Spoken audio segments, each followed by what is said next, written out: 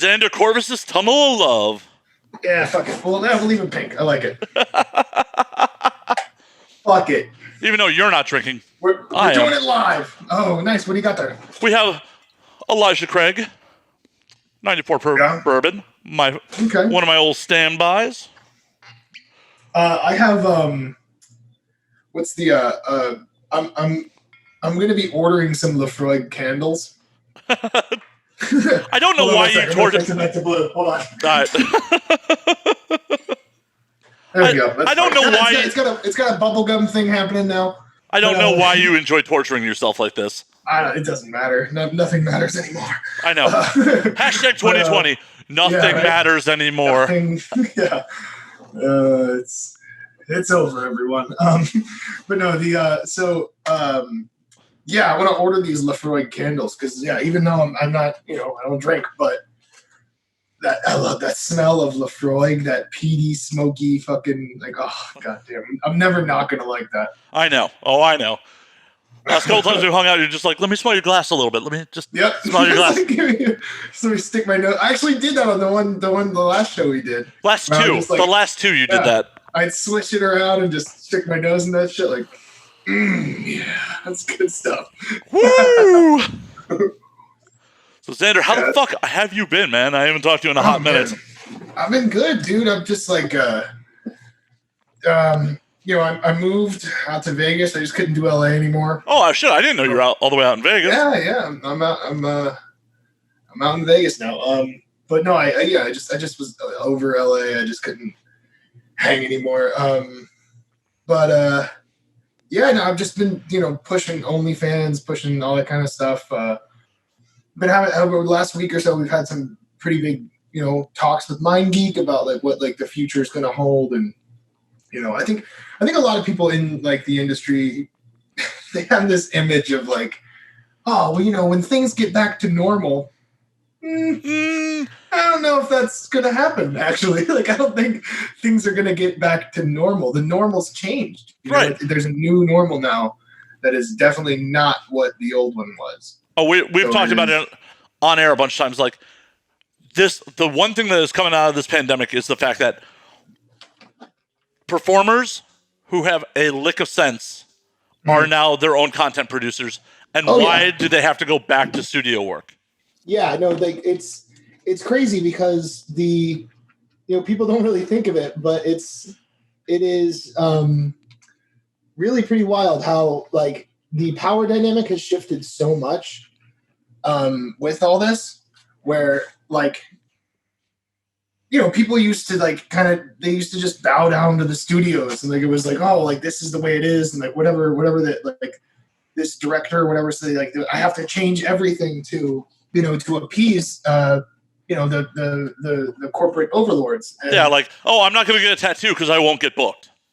Yeah. Oh, dude, that is exactly like what I'm like. That's the exact type of shit I'm talking about. Like how, these, just companies used to do all types of stupid shit. Like, and a lot of companies had been getting better about it before all this happened. But also like, I've got some lady friends that are,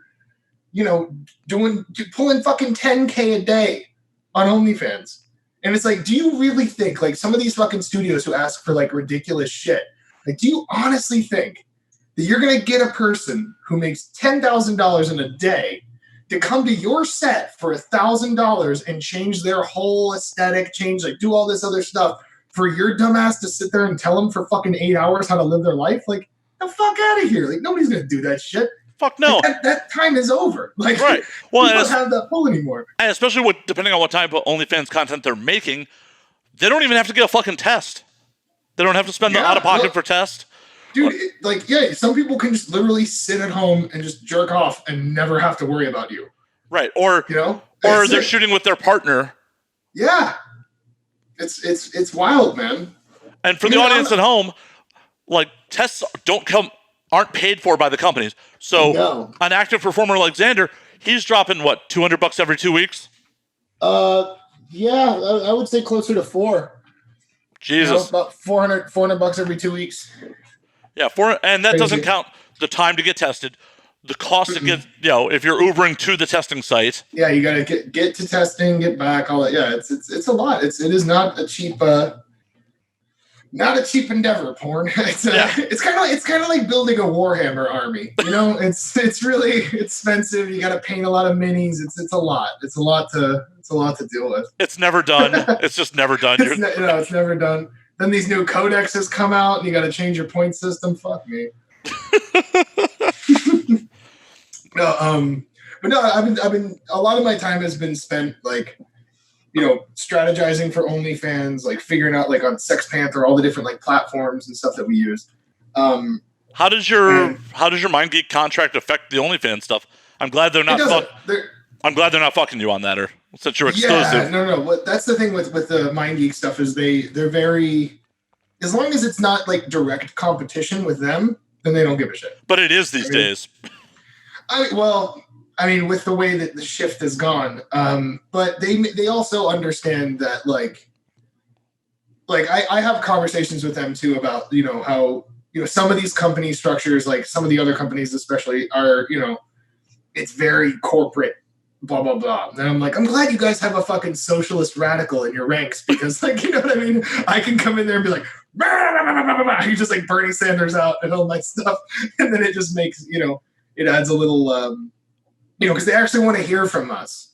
And if a lot of people, that's another issue, is like a lot of people think that they can't speak up to a company because they're like afraid of like repercussion or something, which is reasonable. Like that's the way a lot of people feel. But MindGeek especially like wants to hear from their talent, and there's a lot of people who have been trained by this industry to just like roll over and take it with a lot of things, like no pun intended, but that's just been the way that people have, like, this industry has gone for so long, has been like the power is completely out of the hands of the workers. It's out of the hands of the performers. It's out of the hands of the crews. And it's, just what the corporate ladder says, but that I'm happy that at least the company I work for model is changing with the times. Well, they have to, because at the end of the day, they're not shooting right now. You essentially are a brand ambassador as a contracted employee. Right. Mm-hmm. And if you got on social media like, fucking, hey, the company I'm working for is letting me starve and not letting me work around COVID, it looks bad on them. Oh yeah, that would look terrible. And it's and that's that would have been something if the company, if the company would have been more in saying something like no OnlyFans, no any of this other stuff, like we're your only revenue stream, and then they didn't, do anything about COVID, then it would be like, fuck you. But that's not the case. We've had those discussions too, where it's like, hey, like, like they understand, like they really understand, like they're like, we get, like, you guys have to survive, you guys have to make your money and stuff. Like they even, they do really interesting stuff, like with each individual, like they'll actually have like a conversation with each performer about how they feel about things and what they think should be done and how that can be put forward. I mean, I'm at the point now where they're like, hey, like, like if they're like, for like most people, it would be like, hey, would you be willing to work with? Yes. Yes, whatever. I don't care. Like, you know what I mean? Like absolutely. Hey, we want to get all your ex-girlfriends together for a reverse gangbang. Fuck it, let's do it. I don't give a shit. Like you know what I mean? Like this is probably the longest your penis has been dry since you were a teenager, I would assume. Yeah, man. Yeah, it's definitely like, like I've been able to shoot like content stuff here and there, but it is definitely from what it was like to like what it became was just like, what? Like, it's just like everything completely came to a like screeching train wreck of a halt, and you're just like, remember sex was cool. Like, you know what I mean? It's so sad. Your penis is like a dog that doesn't know why it's being scolded. It's like, yeah. What's going on here? What's going on? Is this my fault? Is this my fault? Like, what did I do? I'll be better. Yeah. I'll be better. Give me treats. I'll be better. Oh god. Yeah, that's my dick is having the conversation with me that I had with my parents when they got divorced, basically. It's like, don't leave me! Please don't leave me! And I'm having to explain to my deck how, like, it's not your fault. Like, this is just the world, you know? It's like there's a COVID outside. We have to do it a different way. Buddy, it's beyond my control. I believe me. The minute I can, we'll get you back in there. Yeah, right? Literally this second it's cool. I'm gonna be back into it now. It's that's the other thing too that I think a lot of the companies and stuff are trying to like factor in is that it is also like a measure of like safety where, you know, even if the government is like, oh, everything's cool now, like, you know, like you can't just rush back in because, you know, look what happened to the fucking country. Like, you know, all these states were like, yeah, fuck it, masks aren't important, like social distancing stupid, let's have a Trump rally, and then like fucking all these people die, and you're like, guys, like take shit seriously for 2 minutes, you know what I mean? Like, right, and it's just, yeah, you're definitely not maintaining safe distance when you're inside someone. No, yeah. So, but that's also the what I love about the our ability to COVID test the way we are. Like the one testing facility, I'm not gonna say I have like a gripe with or anything like that. It's just here's my issue. Okay, so the one place, it's a $35 test, right? Which is like if you're getting along with your panel, and that's awesome. The other place is significantly more expensive. Now, like I understand like there's a whole bunch of politics going on with like the past stuff and whatever, and I understand like all like inter porn politics. You know, and if the costs of these things are basically at purchase, you know what I mean? Like if this is how much it costs to run this test, that's fine. Right? I understand that. It makes sense. Totally got it. But if that is still like, if profit margin is more important than the safety and healthy of the performers and stuff in this industry and and the crews in this industry being able to keep their fucking phones on, that's where I draw my issue. Oh, because it's like the people who own these fucking companies probably have $1 million or so in the bank. They probably are doing pretty fucking well. You know what I mean? These people who own and run these things. So if you find it more important to keep your swollen bank account than to help us stay safe at a budget, fuck you. You know what I mean? Like that's an issue that I take. And I'm not saying anybody's doing that. I'm saying that if someone's doing that, fuck you. No, yeah, 100%. Fuck them for that. Yeah, that's how I feel. I think a lot of these, and I think honestly, like if companies want to get back into shooting, this idea that like, it should be the talent's responsibility to get their tests done. Yes, and you should help. Well, that's what you should do. Like, if there's no excuse for like wanting like for, you know, knowing the risks that everybody's taking and being on set again, and it is a risk. Like, no matter how you look at it, it's a fucking risk. And if this company that has all this fucking money isn't willing to shill or to fucking throw out a couple more dollars to help these talent maintain their safety and keep their crew safer, like reimburse us on the checks. Like anything you can do to show the rest of the fucking world that porn actually gives a shit about human beings and show some like solidarity and like care for other people in the industry is a good move. No matter what that move is, if you're showing that, even if it's just for the political PR standpoint of it, like, fine, good, but you're still doing something good. Yes, you might not be doing it for the right reasons, but it still looks good for porn because the rest of the world also just looks at us like we're a piece of shit anyway. But so if we can find a way. But the problem is, honestly, the right move would just continue to not shoot. Yeah, I mean, but yes, that is obviously something that would be the safest thing. But we don't yet live in a full-on communist society where we can just not work and we're taken care of by our taxes. You know what I mean? So once the revolution happens, yes, sure, we can get there. No, I totally get it. But in a capitalist system, like the choice to not work isn't a choice of what you want to or don't want to do. It's a choice of surviving or dying. Hey, believe me, I know. Yeah. that's the capitalist. That's how it works. I know. Believe me, I know. It's just one of those things where, like, even if you got a clean panel test today and we're on set 10 hours later, you could have gotten infected between the clean panel test and being on set. Absolutely, yeah. And that's the big difference between COVID and the STI panels that everyone does. Well, that's honestly, like, I feel like the same. Yes, it's different, but I feel like the same argument and the same kind of honor system could be argued here. Like, where it's like, everybody who is getting COVID tests and stuff, like, we're trying to keep them within 7 days at least for like whatever you're doing. Anybody who's doing that, you're expecting the other person who has been in contact with other people to have maintained social distancing outside of other people who are also testing.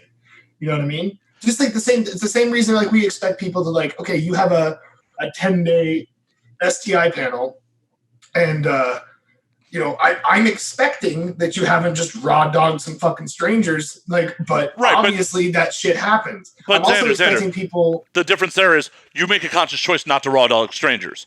Where COVID, you can get an infection.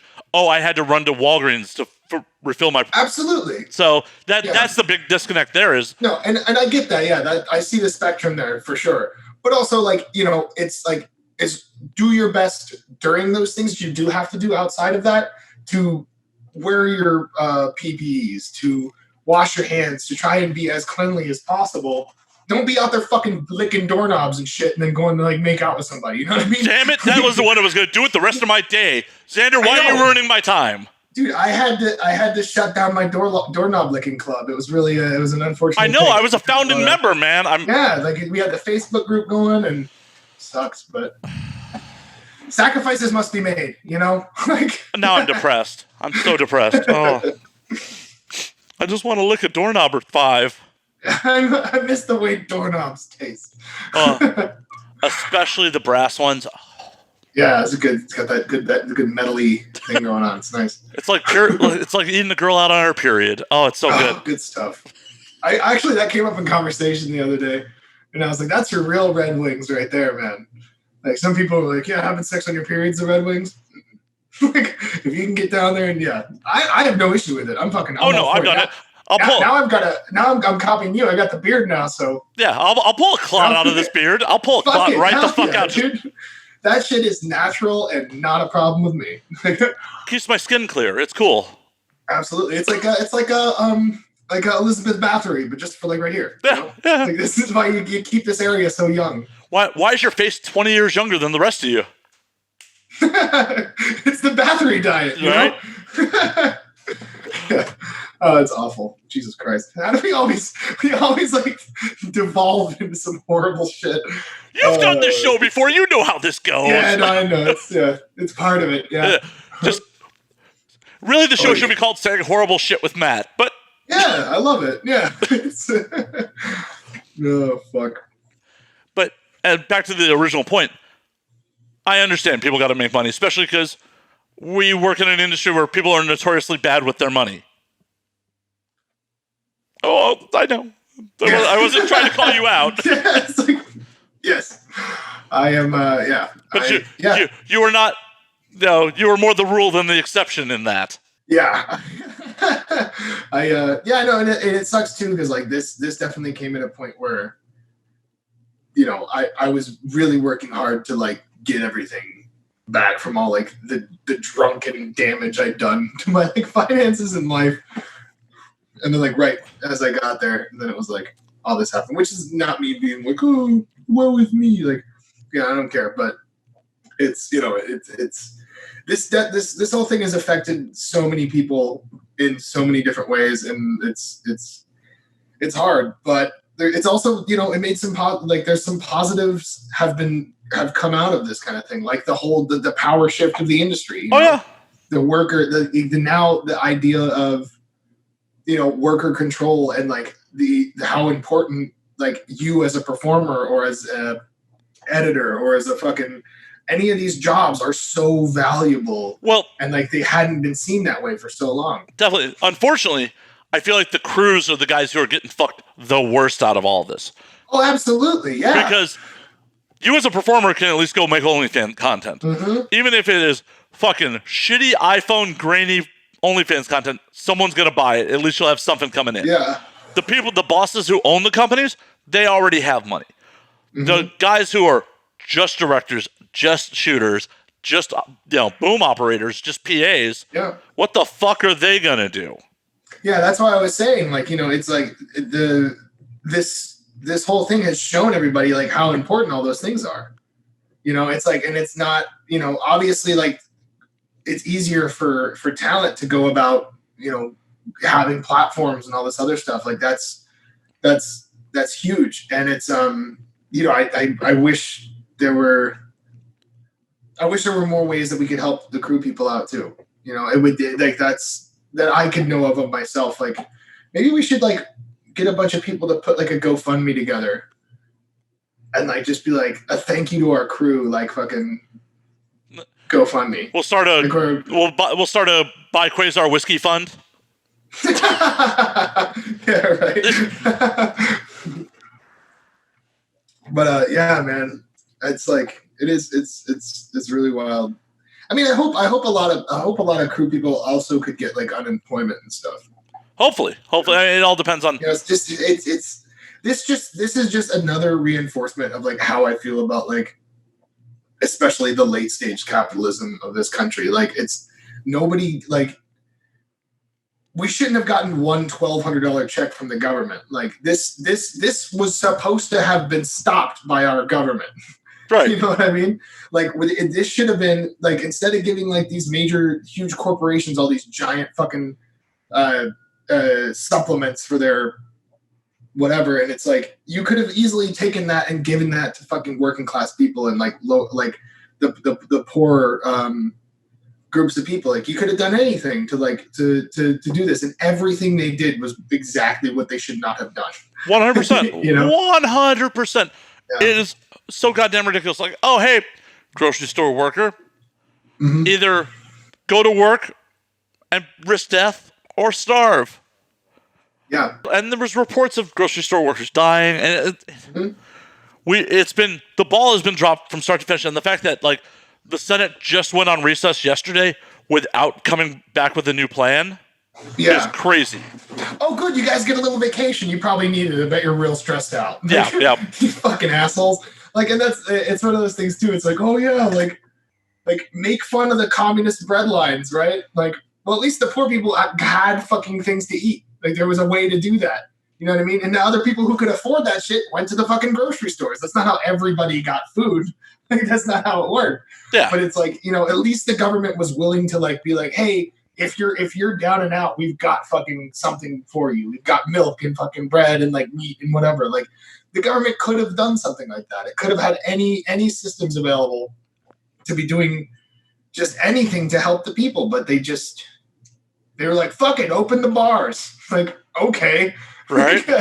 You're really knocking it out of the park, guys. And that was such a weird mix for me because, like, you know me, I love bars.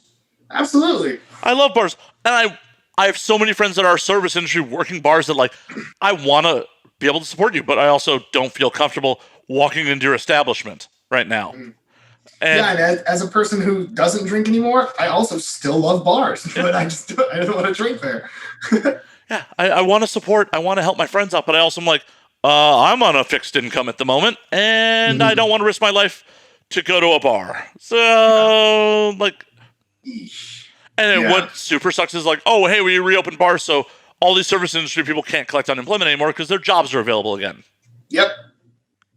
It makes you think, right? It's kind of like, it's almost like that was, in some ways intentional to fuck over the working class or gig economy even more because, you can go back to work for 2 weeks.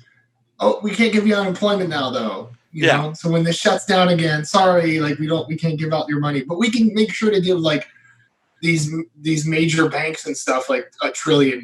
That's fine. But like, Well, and on top of it, oh, hey, service industry workers that work for tips, even though we reopened, welcome to being, if they're even getting business, it's all socially distanced business, so you can't be at near capacity. So you're going to see reduced tips all around. So you're going to go back to work for less wages and now risk your life for it. Yeah. Dude, if they can give like $800,000 or 800, what was it like? How much did they give in like 2008? Was it 800 million or was it to the to bail the banks out? Yeah, it was billions. Like it was in billions. Insane. Yeah, like you could have easily, if you can do that for companies that are like FDIC insured, like you could have done it for the people who don't have health insurance. Well, you know what I mean? On top of it, with the 2008 bailout, it's like, oh hey, those executives were giving themselves record bonuses out of it. Yeah, like come the fuck on, dude. And then also they're like, well, the banks actually paid those back with interest. Like, did the CEOs who gave themselves bonuses? Like, how did you fucking like that's like basic fucking crook shit, dude. Like that's not even like. Oh, well, man. Yeah, it's so bad. And we're far from out of the woods. In all reality, I was just talking about this on the last podcast I did.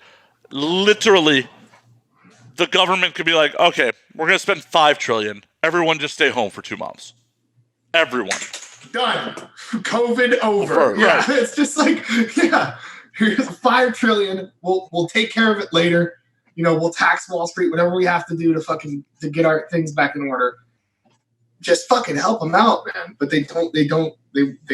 Yeah. Well, and on top of it, the American public are such assholes. Oh, hey, we're going to announce a 2-month lockdown for everyone. Well, not everyone's going to have supplies because assholes will fucking stockpile shit again. Mm-hmm. Well, then the government could easily provide those. Obviously, they're unwilling to because...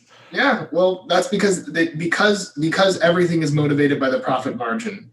The government could easily go to these corporate they could easily go to these warehouses and factories and pay the workers. They could just be like, here, we're going to pay the workers. We're going to pay the company for the supplies and to use their machinery. And we're going to make a fuck ton of stuff just to keep people above board. Yeah. Like a temporary takeover, like a temporary socialism just to get us through this whole thing. You said a dirty word there. Can't do that. You can't do that. Can't do that. Like, it's crazy. Yeah, but it would be beautiful just to show us, like, hey, this government that we're all paying taxes to, that none of us like decided to be a part of. Like, it's like we were just born here, and like they could actually show up and show us that they give a shit and show us that it's different. But they're just showing us that they don't. Yeah. Oh no. Just reopen. It's fine. It's fine. Because they need their tax money too. They need their money.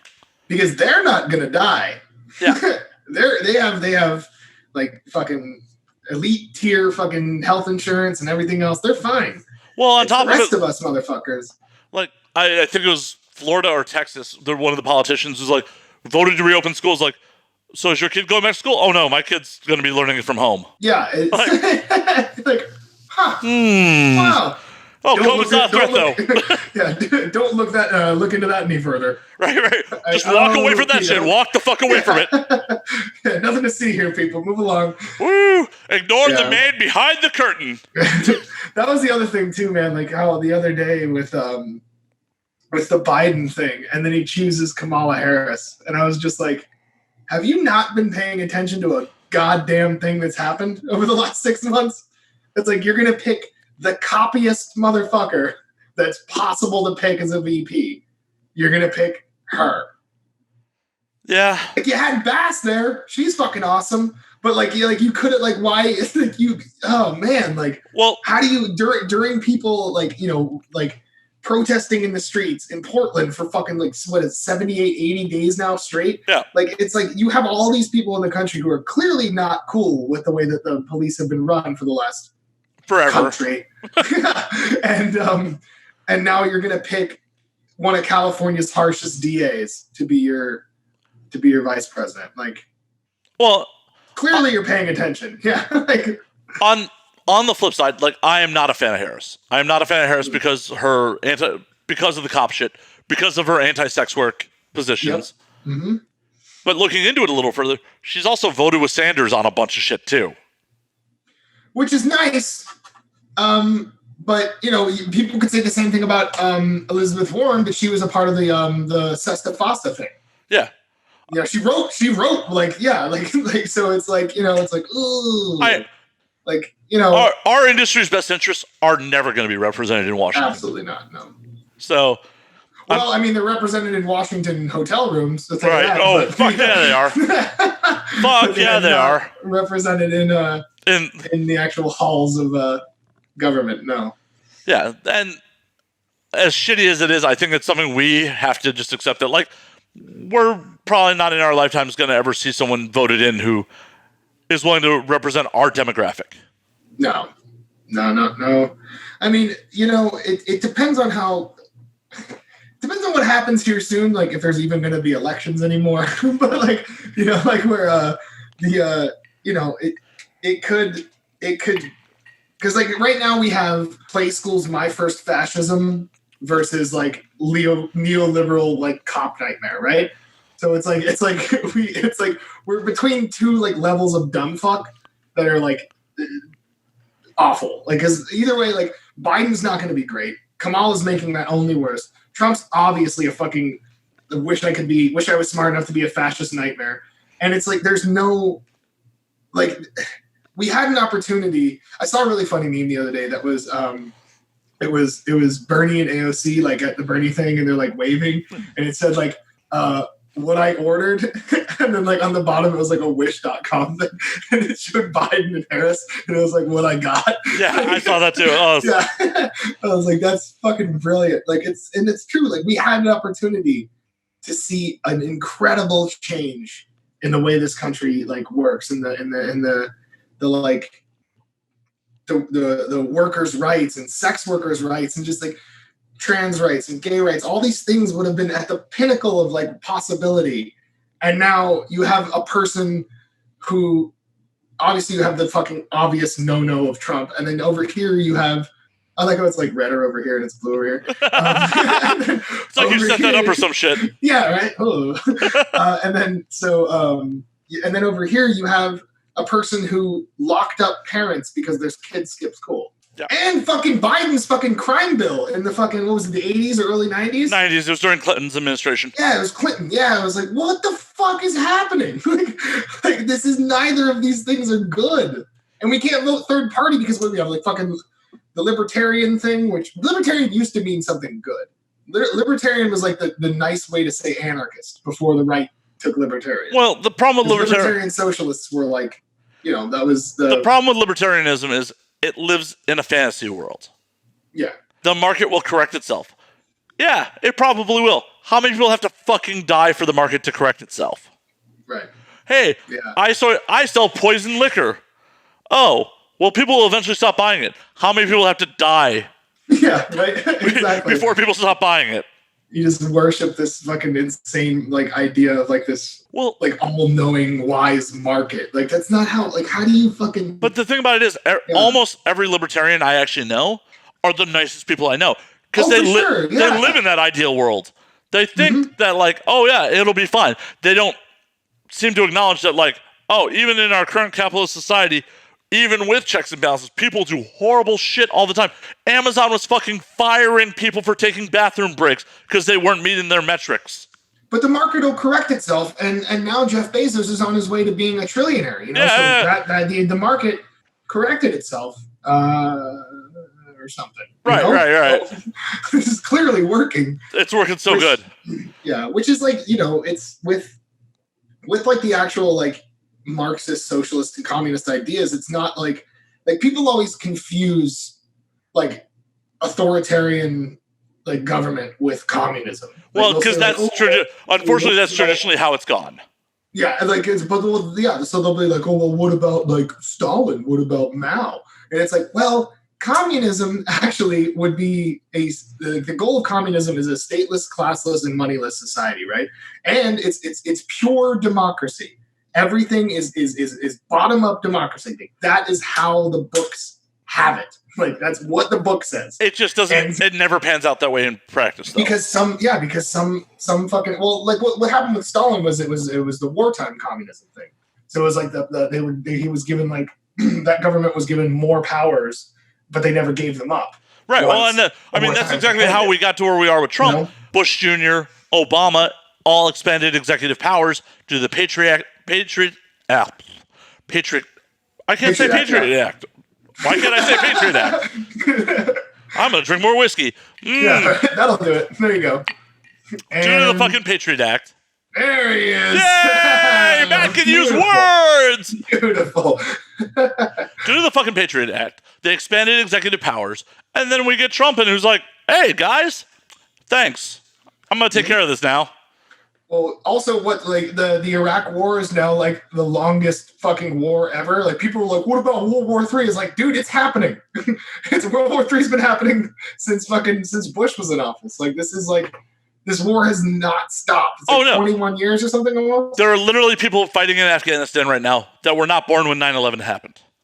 Yeah, it's like so obvious. Yeah, it was meant to be a war, kind of like Vietnam, where Vietnam wasn't meant to be won; it was just meant to be sustained. You know, like there was the goal of Vietnam was fight Ho Chi Minh and the commies. Like, was it though? The domino effect. And when you look further into Vietnam, it's like Vietnam was 100% an unwinnable scenario. Hey, we can't actually invade their territory because China and Russia will intervene at that point and actually start World War III. Yeah. So we have to just hold the line until they get bored. Yeah, it was just attrition that we're just like, yeah, let's just kill all these Vietnamese people until like everyone's bored of it. Like, yeah, they're super. Also started, the Gulf of Tonkin didn't even actually happen. Well, and on top of it, yeah, like we were there with troops supporting the French when it was just French colonialism. Yeah. Like they kicked the French out, and because Ho Chi Minh decided he would want to declare himself communist, we're like, whoa! Yeah. Like, wait a minute! Like, yeah, as soon as that's dude. Yeah, they turned communist. Ho Chi Minh went, with the whole communist ideas. And if Ho Chi Minh had been said they'd been anything but communist, we'd probably been like, that's cool. Yeah, we'd be like, fine. But the domino effect, the domino effect. We can't let another communist country happen because communists will keep spreading. We can't tell anybody it's a good idea. Yeah, we can't let anybody know.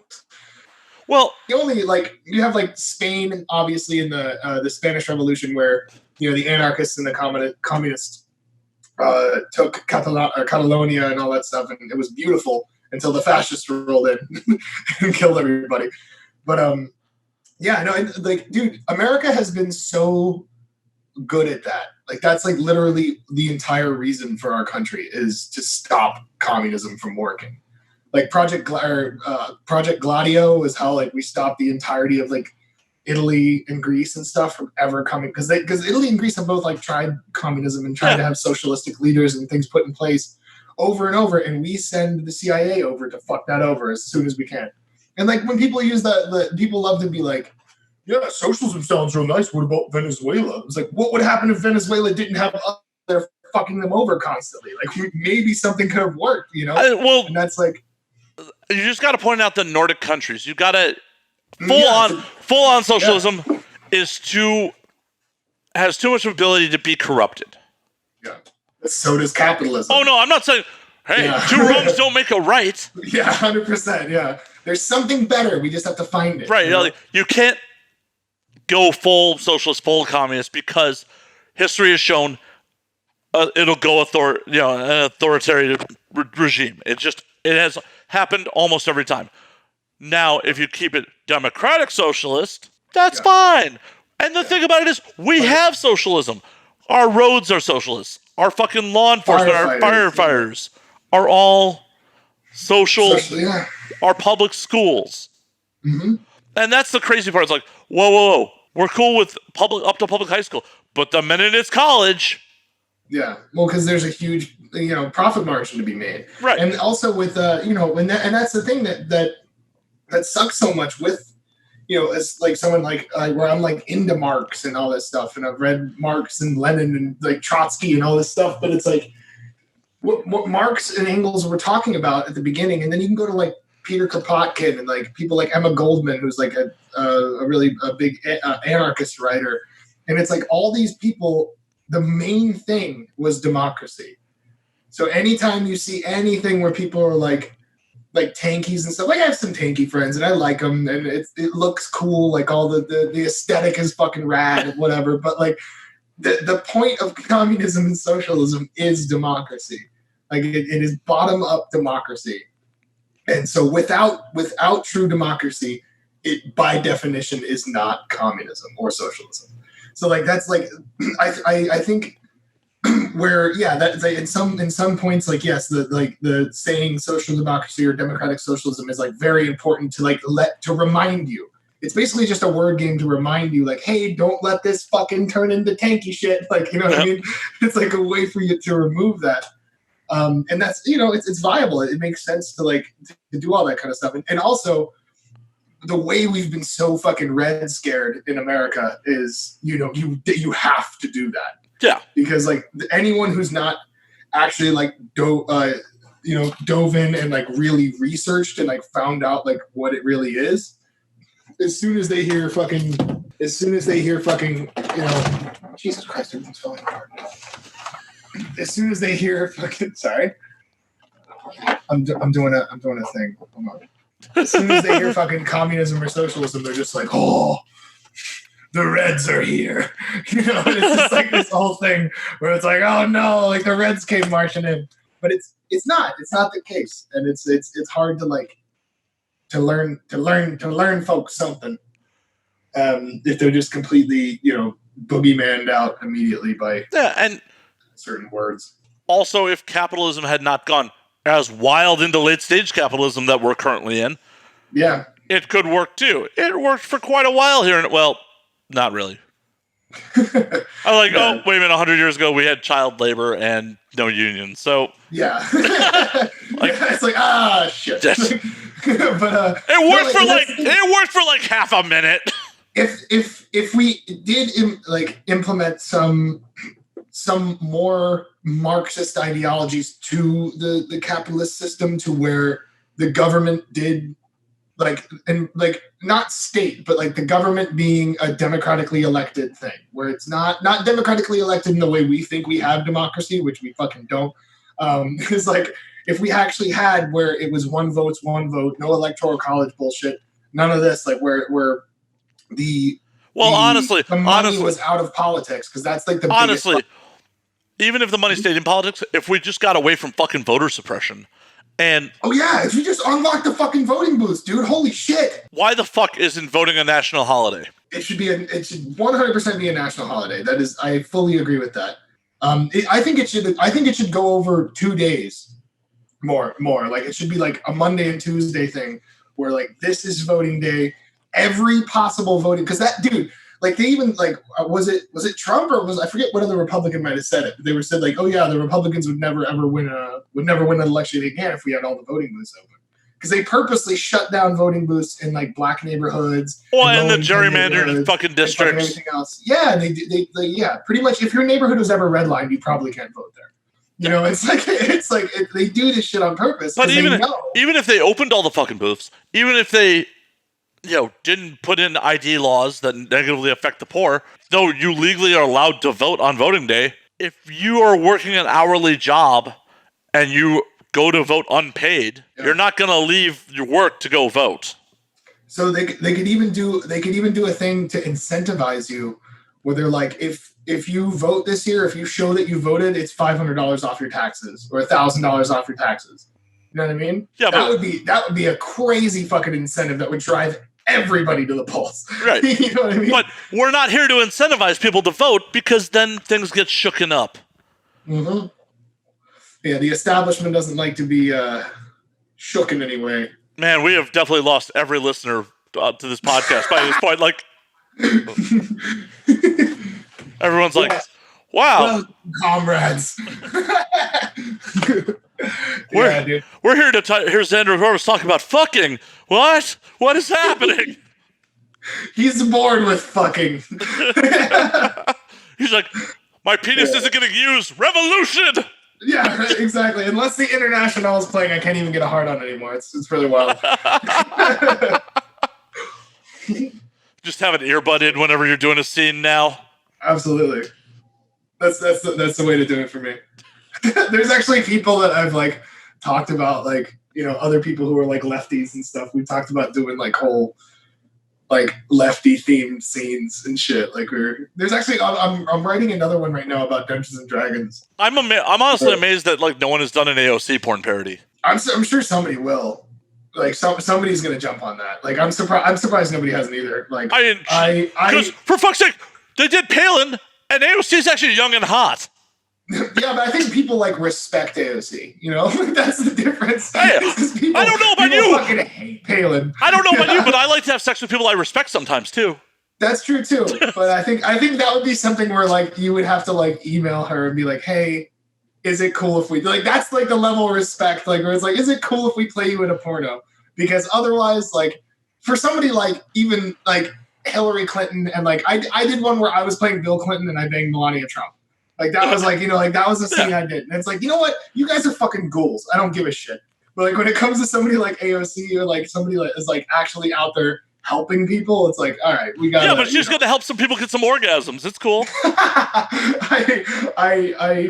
I feel like if anyone were to actually support sex work and porn, she'd be one of the people who would be like supportive. I think Bernie was even supportive. Like Bernie was just like, I feel like if Bernie would have gotten elected, he would have helped us a lot.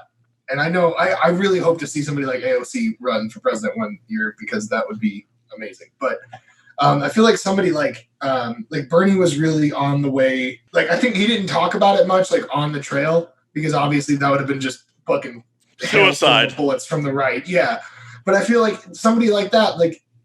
I mean, he wrote like erotic fan fiction and shit and stuff back in the day, didn't he? Like, is that a true story? I think so. Like, so it's like, yeah. So I want to believe that. I'm not going to. I just want to believe it. I'm not going to fact check that one. I'm not going to fact check it. We'll just leave it. It happens. Like, but like, you know, it's like I saw like something about that. I never confirmed if it was true or not, so it might not be. But either way, it's like he's a person who I think considered or would consider sex workers to be the workers that he also cared about. And that's like a dream that I just keep alive in my mind, but I hope that's the case. Yeah, man, I have some D&D ideas for porn. Like we were talking about doing like a cosplay thing where like I'd be helping somebody like roll a character and like it'd be like, yeah, I want to play like in like a high elf arcane archer. Blah, blah, and I'd be like, all right, we'd roll it up, and like I'd be like, all right, so what do you look like? Like, what's your character into? And then it would like float off into this like dream world where we're banging, and then come back to like whatever. But it would like totally be like cosplayed out and shit, you know? Dude, Wicked did like it wasn't D&D theme, but like in like Jenna Jameson era Wicked did a feature called, I think it was called Fantasy or some shit like that, where it was, you know, very labyrinth-esque, where like she started off in the real world and then ended up in the fantasy world, and there was, you know, people with swords and shit like that. Yeah, yeah, I love that kind of shit. And like somebody did something. God, it had to be. I was like 18, 19 when it came out, because I remember. But it was when World of Warcraft first started getting big, and it was like World of Warcraft. Oh yeah, that's like all. Yeah, it was like all like orcs and shit, and I was like, "This is awesome!" Like I was like, "This is everything." Yeah. I do gotta say, if you do a D&D scene, I mean, it may not be allowed, but if you could get someone to shoot a D20 out of them. I am already planning on like doing like just for like Brazzers Plus and stuff, because they want like a bunch of just random content during the day. I'm like, all right, fine. If you guys want me to do this, be prepared, because I'm gonna do some weird shit, because that's who I am. And I was like, I'm just gonna like start rolling D20s off my dick. Like, you know, I'm just like, how's my day gonna be? D20, like, you know what I mean? Critical dick. Yeah. Oh, sweet. It's like I roll a 1, I just can't get hard all day. It's like more. That would be hilarious. Just run and then yeah, right. Critical fail. Critical fail. Like, sorry. Yeah. Natural 20. Your dick just grew an inch. Like fuck yeah. Natural 1. Like girls, I got a little time before I can retry. Yeah. Yeah. Exactly. Wait. Do I have an inspiration? Let me see if I can. Yeah. Girl, do you have a feat that can help me here? Yeah, that's right. Wait, you're a bard. You're a bard. I can add 4 to that roll if you fucking give me inspiration. Oh man. Yeah, that's all the other thing I've been doing a lot is playing D&D. I've been playing a lot of D&D. Have you been playing online or? Yeah, we all play on Zoom. Like, I'm a part of a couple different groups. Like one of the groups is like it's like a comedy. It's like a couple comedians and some just like really funny ass people in like industry, whatever. And like we're playing in a kind of comedy evil campaign, and that's really fun. And then we have 2 other Ravenloft campaigns. Because like now, like ever since the new Ravenloft for 5e came out, like people are just like, any excuse to go to Ravenloft and deal with Strahd and shit is like why, what everybody's doing in D&D right now. And I get it because it's awesome. Like the D&D worlds are cool, like Forgotten Realms and fucking Dragonlance, all this stuff is awesome. But like, the gothic horror of Ravenloft is just so fucking cool. You play D&D too, though, right? Yeah, I mean it's been forever, but yeah, I play. Yeah, dude, you should get a D&D Beyond account. Like I'm trying to put another. By the way, D&D Beyond sponsor me. Anyway, so I'm trying to not if you roll D20s off your dick, they're probably not going to. Hey, no one else will. Somebody's got to do it. But no. So like I'm trying to put another group together because like so many groups are only able to do like bi-weekly or whatever, and like that is not enough for me. I'm an alcoholic. I need more of things. You know what I mean? So like I need D&D is a healthy addiction that I can have. Yeah, fucking tie me off, man. I need some more D20. But give me kobolds! Give me kobolds! Yeah, I need more kobolds. Yeah, dude. So, but like, if you roll or get a D&D Beyond account, it's free. I mean, unless you want to buy certain books and stuff, like you for free on D&D Beyond, you get like the player's handbook and I think like the Dungeon Master's Guide. Nice. But like it's a fully like, it's like a standalone thing that's like part of Wizards. Like it's a part of the whole thing.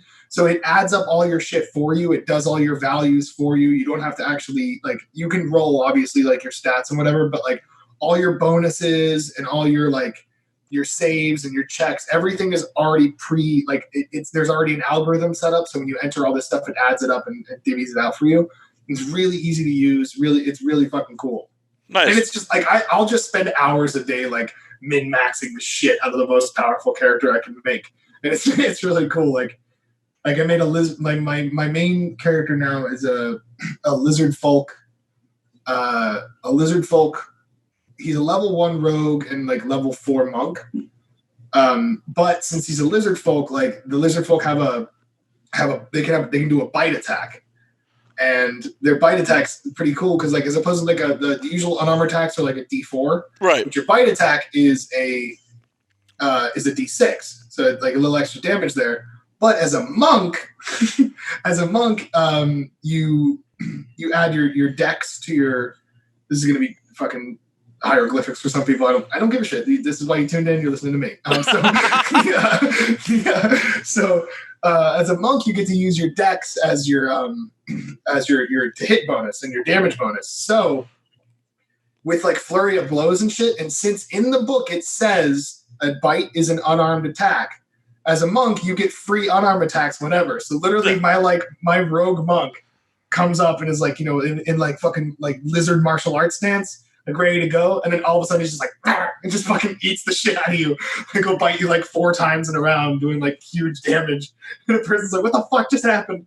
Oh, so, like, shit. That's a really fun character to play. Plus it's fun to play a lizard folk because you like they're kind of like Drax in Guardians, because they don't understand like idioms or like any of that kind of stuff. Like they don't think like people. Like so like when I'm talking as him and I'm RPing as him, I have to RP as like a lizard.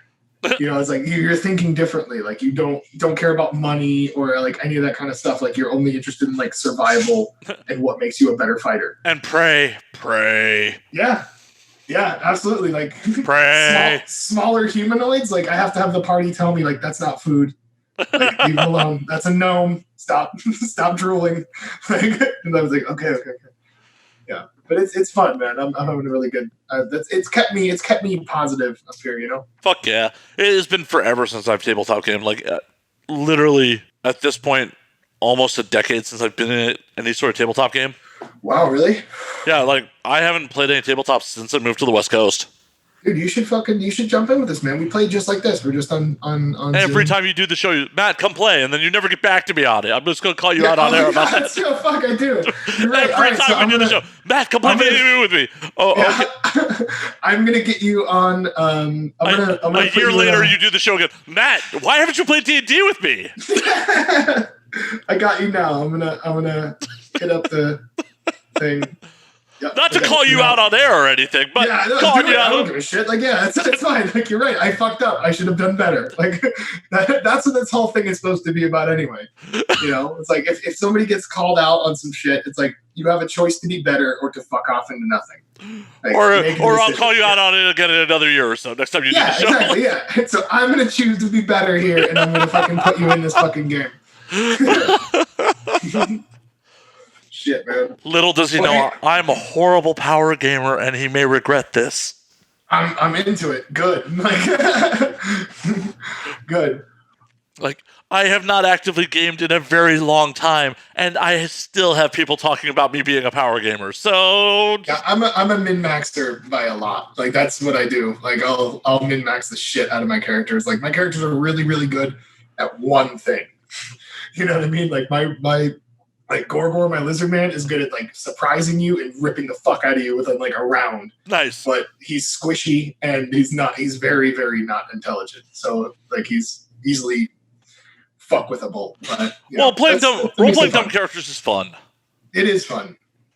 Yeah, like because especially like just last night in the game, we fought these like 3 fireworms, and like I threw my like javelins at them, and I went to like get like my javelins back out of the holes after we killed them. And like the DM like texted me and was like, "Hey, you found 3 large sapphires."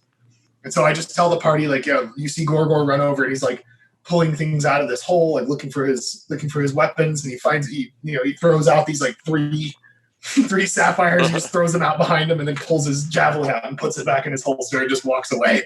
And the rest of the party's like, "What? That's like 300 gold worth of fucking gems right there, dude." And he's just like, "Oh, what? Okay, pick him up." Like, kind of like he's not interested. But it's fun to actually play that too as a character like that. Well, and that's the fun opportunity. So Shadowrun used to really be my jam. Okay, yeah. I'd play D&D, but like I'm much more of a sci-fi person than I am a fantasy person. Yeah, more BattleTech even. I like BattleTech, but like I was never a huge mini like wargamer. Yeah. But have you played Shadowrun at all? I haven't played it, but I know what it is. For the audience, you're probably more aware of like Cyberpunk 2077 that's coming out. Mm-hmm. Imagine Cyberpunk 2077 tech, but adding in D&D magic. Yeah, that's fucking cool. Like, yeah, I love that kind of shit. To where like even Final Fantasy was kind of a similar, you know, it was like the high tech stuff, but also with like elements of magic and all that stuff. I love that kind of shit. Well, the other thing about Shadowrun that always appealed to me was your characters may be the protagonists of the story, but they're not good people. Like I always felt the alignment system in D&D was a little too restricting, because like even someone who's lawful good is not lawful good all the time. Yeah, I mean, that's with 5e, it's a little more relaxed. Okay. Like Gorgor is like true neutral.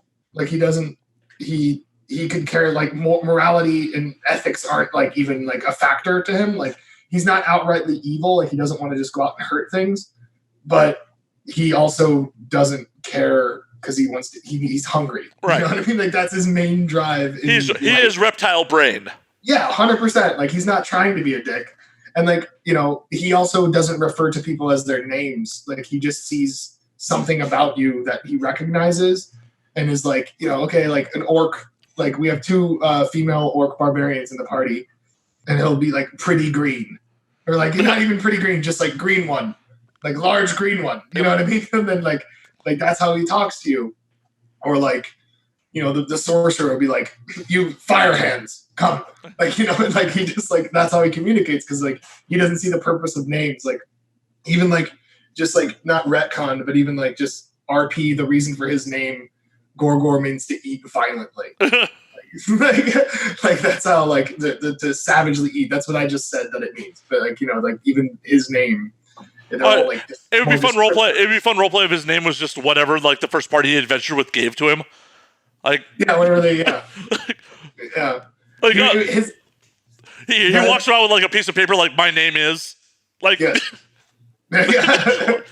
It doesn't even say like what it is. It's just like a little like name tag, like hello, my name is like I know.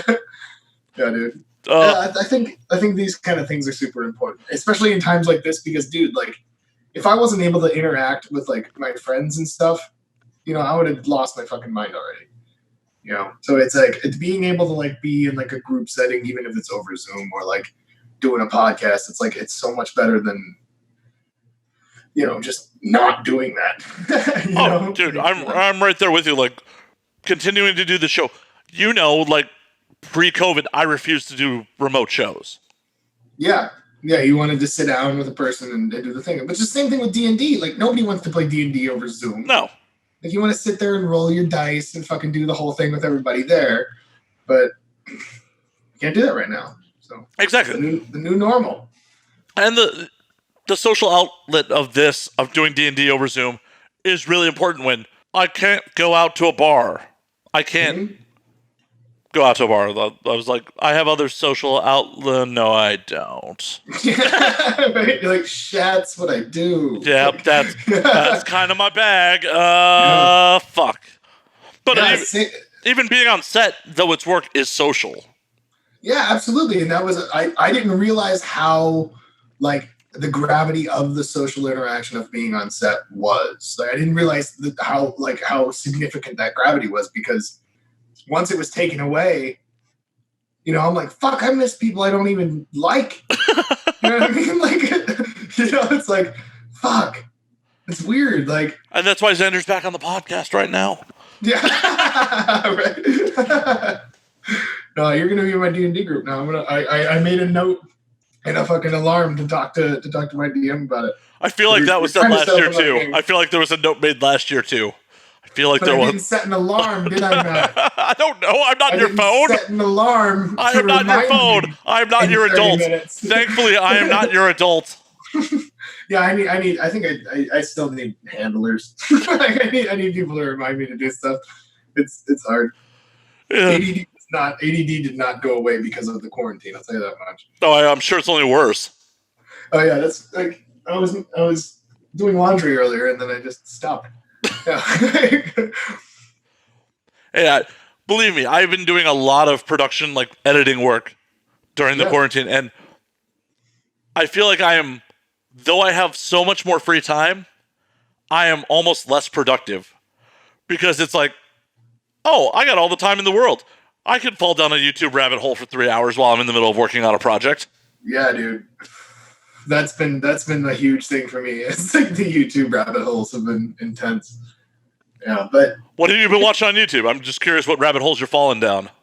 The only ones I watch on YouTube, my favorites are the Surfs, ContraPoints, Vosh,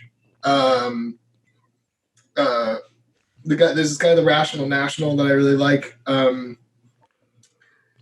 else? There's a couple other really, really good like YouTube things that I'm into. And then, Kerskazat. Have you heard of that? What is it? It's fucking cool, man. It's like these animated like science and philosophy things, but it's like they're animated really cool, and it's all like it's a really interesting type of animation. But they're all about like they did that one on like it was an Andy Weir's The Egg. They did like that story, and it was just like really cool the way it's presented, and it's awesome. Like I'll send you a link to Kerskazat too. Definitely. I'll do that right now. So I make sure I don't forget everything like I always do. Yeah, the rabbit holes I've been falling down, like I've been going down like Alternate History Hub and Armchair Historian, like all sorts of like history channels, and just watching animated histories about battles and how, Oh, nice, yeah. Like how we got to where we are in the world. Yeah, have you ever listened to the band Sabaton? I have not. Really? Holy shit! I think they're from Finland, or I think they're from a Scandinavian country. But basically, they're this power metal band that writes all about like war history. So they write all about World War II and about like World War I, fucking like medieval wars, all this stuff. They talk about like the Battle of Shirayama, which is like when the final 500 samurai versus the Imperial Army and shit. Like, they're really fucking good. It's all like historically accurate stuff, but like literally every album is like a history lesson. Nice. It's really fucking cool. Like I found out about like some World War II stuff, and even though I'm like into World War II stuff, like I found out about some like cool things like in that I had no idea existed.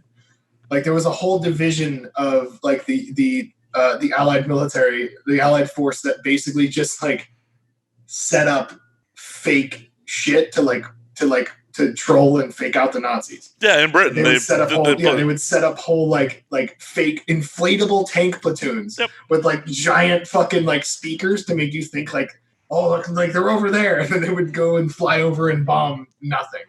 And I just imagine that with like ye old timey tech, how bad they looked up close. Oh yeah, it looks fucking ridiculous. Yeah, but hey, man, it psyched out the Nazis, so good. Oh yeah, they're looking at it from a mile up. Like, yeah, exactly. Like there's dust, noise, and fucking looks like tanks. Bomb it! Yeah, hit them. The Americans. The Americans are coming. I just sent you that thing on your phone, so you can watch the Curse Kazat videos. I will definitely check that out. It's really interesting. Yeah. So streaming. Yeah. What's up, buddy? What are you doing on the Twitch? Well, I know you are doing the fucking Twitch thing, which I just discovered like a couple days ago that you had a Twitch stream. Yeah. How long you been streaming, man? I haven't been like taking it super as seriously as I should, because I really want to do it. Like I want to make it a thing that I do. But yeah, I hadn't been taking it as seriously. But now the last ever since I got to Vegas, like I'm making sure to do it at least 3 times a week. I want to try to have a stream going. And it's awesome because like that's the thing is like I was gonna play video games anyway. I might as well interact with the fucking community and hang out and do the whole thing that way. Like I just beat Hellblade. Have you played that? I have not. I saw you playing it a little bit. Oh my god, dude! Like I have never been moved. Like other than like Mass Effect and maybe like 1 or 2 other games, I've never been like emotionally moved by a game. Like it was just breathtaking. It was insane. Yeah, like the Mass Effect games were those got me, but yeah, this was a whole different experience. You should play it. Is it on PC? Yeah. I'll check it out. That's pretty much I stream. Like I streamed from my PlayStation when I first started, like a year ago. But the way the PlayStation has it set up is kind of shit. Like, I'm hoping that the PS5 fixes that. Well, just set up a capture card to your PC and do it the right way, anyways. That's true. I can do that now. So I gave my Elgato and some of my streaming equipment to my friend who she's going to start streaming, and I gave those to her because I just wanted to boost her into doing it because I can just do most things from my PC. But I just beat Ghost of Tsushima too. Have you seen that? I've seen screenshots of it. Oh my god! Incredible. I don't have a PlayStation, so yeah, it is. Man, it's like you're living in a Kurosawa movie. It's like it's that good. Like, yeah, it's okay. Yeah. I'm in on that. I'm in on that. Like I think, and there's legitimately there's a Kurosawa mode. Oh, that's right. Cool. Oh yeah, didn't they get like permission from his estate for that? Yeah, I think so. To like, and it turns the whole thing into like the grainy black and white, samurai stuff, and it's insane, dude. It's such a good game. Oh. Yeah, it was one of the best. It's like in one of the reviews I read too, they said how like yes, you can fast travel, but you don't want to. Like, it's just like riding your horse through like the Tsushima Island is just like you're just like holy shit, dude. Like, nice. It's so beautiful. Yeah, it's cool. That's amazing. There's a bunch of really good Asian actors in it. Like they got like a bunch of like actors that you recognize like in their characters. Like you see them and you're like, oh, this is fucking cool. So it's great. Hell yeah. Really worth playing. What's the next game you're streaming? The next game, I think I'm waiting for. I'm excited for Dying Light 2. So I might actually play Dying Light again. The zombie game that was really fun. I'm excited for that. Let me open up my Steam here. Hold on, I have things marked. I didn't like the new Doom. I was really disappointed. Like I really just like. Yeah, it did not do anything for me. I saw some gameplay footage of it, and it was just one of those things where, like, cool, it looks like they just updated a 90s shooter, so... Yeah, like, the Doom that came out before this Doom was amazing. Really? Like, I was like, this is really cool, but Doom Eternal, I was like... I think I hyped it up too much in my mind. But I'm really excited for Elden Ring. That's going to be really cool. It's the guys who made, or Miyazaki, who made From Software, who made Dark Souls and Bloodborne and all that stuff. So you just want to torture yourself on stream? I got it. Oh yeah, it's my favorite thing. Yeah, but no, the Miyazaki and George R.R. Martin basically got together to write the storyline and create this new world for this. So everyone you care about is going to die. Got it. Oh yeah, it's going to be horrible. It's going to be so sad and depressing and awful, and I'm going to love every minute of it. Yeah, it's going to be. Yeah. So I'm super excited for that. I'm going to be playing that when that comes out. The new Baldur's Gate. I'm going to be streaming that when that drops. One of my guys. That's multiplayer, isn't it? I think. I mean, you know, like I don't know if the other D&D games have been. Some of them have been. But some of them have been. Some of them haven't. Yeah. One of my guys is definitely going to be getting back into streaming just to play Baldur's Gate, and I told him if it was multiplayer, I was in. Yeah, me too. Like if we can put a D&D party together for like streaming, that would be amazing. That would be super cool. I'd be way into that. I'm waiting for Cyberpunk 2077 so much. I heard there's a bunch of things that have been cut now, though. Really? Because of like the COVID thing, like they're cutting like the size of the city, and a lot of the things that they were planning for you to do to the game have been removed. Yeah, but hopefully they'll just roll them in DLC, which sucks, but still. Yeah.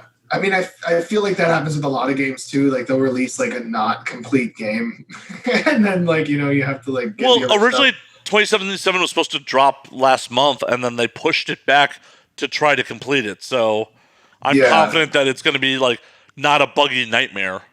I hope so too, dude. Like, but I mean, and I get it though, because like, I mean, actually, no, fuck that. I don't, because so many of these fucking video game companies are so concerned with leaks and with like, oh, don't steal our intellectual property. When it's like, dude, the people who are making these games could be doing this from home. Yeah. They could be sitting in their office at home creating all these amazing things you need, but you're so fucking corporate cocksuckers that you need to like get to this. You can't have anybody like, our intellectual property, our EA fucking like, right. It's such bullshit. Like they're like, you need to be in this office to do this, and we're going to need to lay off all these people and then now you're going to ruin the art that could have been created. Well, because I don't like supporting EA. Yeah, me either. As little as possible, and they've taken a lot of money from me over the years. But yeah, same. As much as I don't want to support EA as much as I can, it's just like they're like, oh hey, here, have buggy product. We'll eventually fix it, maybe. Yeah. Maybe here's some here's some pay to play stuff. Have fun. Mm-hmm. Yeah. The only way you can be good is if you buy this new whole thing and it's fucking dog shit. Yeah. I mean, the only like one of the really good pluses in the video game world, I think, is the amount of independent studios who are able to make fucking waves right now. Because all the dinosaurs have been fucking put to sleep.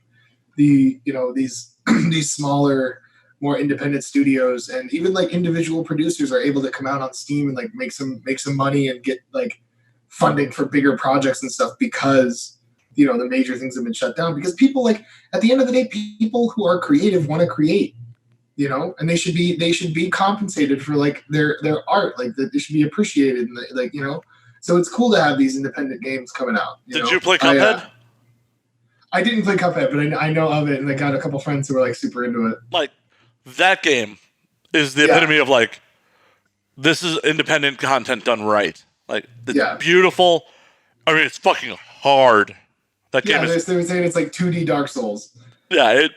But unlike Dark Souls, it's because you don't have a limit on lives. It's not like, oh, you don't get a game over screen. You just can keep retrying it. And every time you do, you're like, okay, I think I got it this time. Nope. I think I got it this time. Nope. Yeah, see, in Dark Souls 2, like, you have, like you'll just lose all your shit. But, I mean, you can keep going, but it's just so depressing to keep losing everything. But, like, yeah, no, I've heard, I want to play Cuphead, like, and they have it for PC, right? Yeah, it's for PC now. I'm going to go to I'm on the Steam store. I'm making you buy impulse buys right now. Oh, shit, yeah, wow, God damn it! I'm getting into another fucking game now, dude. Yeah, My bad. There's some cool shit coming out, and yeah, like I think we talked about it briefly before, but if we can find a game that we're both into, we should raid on Twitch sometime. Oh, I'm totally down. Hey, are you playing Fortnite at all, or? No, I don't like. I just can't. I can't get into Fortnite. Why not? I've tried. I just like. I have a character, and I like the only time I would play Fortnite with you. Okay. The only time I play Fortnite is with like my fucking nephews who are like 6 and 8 years old, and they like get all excited when I come to play. Hey, we play Fortnite every Monday night on my Twitch stream. Okay. It's Monday Night Fort. Okay. Monday Night Fort. I got it. Yeah. Cool. Yeah. Like, let me. I think I'm playing D&D this Monday. But if you want to, there's a bunch of nerds out here in Vegas who play D&D. Oh, I know. I may know. I may know some of the same nerds that you're playing with in Vegas. Oh, really? Yeah, a bunch of my gamer so when I originally moved to the West Coast, part of the reason I moved to Vegas first was a bunch of my nerd gamer friends lived in Vegas, and I didn't all my friends in LA were all industry folks, and like, you know how relationships are in this industry sometimes. So well, I'm uprooting my ass and moving myself clear across country. I want to be around like not just industry folks. Right. So that's how I ended up in Vegas. So I have a ton of gamer friends in Vegas. Nice. Yeah, like so I'm gonna be. Yeah, I know I'm playing D&D this Monday, and then I think they're bi-weekly as well. So I'm gonna have to, that'll be one of the groups that. Well, I want to try to get an every Tuesday or every whatever game going because I need more. Yeah, hit me up. I need more D&D, man. Yeah. But so yeah, but I'll let you know about when that group does start. Fuck yeah. Because I just want to have people who are actually serious and because I like the actual role play part of D&D. You know what I mean? Because you get a lot of people who are like afraid to be their character. They're like, oh, they're gonna think I'm a nerd or like whatever. Like, no, the more you're into it, the more everybody else at the table is going to be into it, right? And into playing their characters and being that person. If I wanted to just roll dice and hit things, I would play a war game. Right. Yeah, you play fucking Warhammer or fucking BattleTech or something. Yeah, for sure. But that's not. It's about the immersion. Exactly. It's about the immersion. It's about developing a character. It's not just like, oh, hey, this is not just a strategy game. And I've played D&D with people who treat it just like, oh, we're just putting it on the grid and we're going on the battle map. I'm like, well, this isn't fun. Yeah. When it becomes just like a hack and slash, no more depth. Yeah. One that really came to mind is I played a game that was a hack and slash where it really felt like the DM was just fielding armies against us. It wasn't like, I made an adventure for you guys that there's going to be a challenge. You're like, no, this is the army I'm fielding against you guys. Figure it out. Yeah. Yeah. Welcome to like a well-oiled army fighting you. But yeah. There's no role. It's not quite as fun. Yeah. Yeah, it was no fun. I think we got one adventure out of that game. Yeah. Yeah, I like a good solid adventure. Like in one of our games the other day, we had a threesome that was completely unexpected, and it was awesome. It was cool because like the one character has been into this other character the whole time, and he'd been trying to get at her. And my character, I told the DM about her background before, but she's a female gunslinger, and she happens to be more into girls than she is into guys. And the rest of the party didn't know that until this moment. And I was like, I guess this would be the time to reveal. And so the whole thing was about my character and his character both trying to bang the other to bang the paladin. And we did it. We rolled it out and stuff. And I even rolled because he was rolling terrible. And my character Pitra even rolled to basically assist him to be like, come on, motherfucker, this is your chance. And basically it was really funny. And then it was a funny time. We all got a good laugh out of that, and then we got back to the serious game. Oh, that's so ridiculous.